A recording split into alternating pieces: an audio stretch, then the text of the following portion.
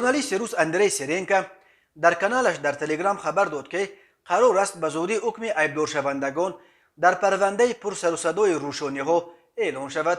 بنا به اطلاع سرینکا، عیبدار کننده دولتی از دادگاه برای گنرال خولباشف حبس عمربات و برای همسر سابق او الفتخانه محمدشاه و 25 سال زندان طلب کرده است. رادیوی آزادی روز 15 آگوست سال 2022 با تصدیق این خبر نیز خبر داد که نماینده دادستانی کل از دادگاه عالی برای خلباشف حکم عمربات و برای محمدشاه و 25 سال تقاضا کرده است. این نشریه با تکیه به منابع خود افزود که دادگاه میبایست روز 12 آگوست حکمشان را اعلان میکرد، ولی به سبب از اعتراف گناه دست کشیدن خلباشف و محمدشاه و دیگر عیبدار شونده ها در پرونده روشانی ها اعلان حکم به تأخیر افتاده است. دادگاه عالی تاجیکستان روز 3 آگوست به بررسی پرونده اعتراض های روشان سر کرده. در این پرونده بنا به معلومات دریافته تقریبا 100 نفر میگذرند.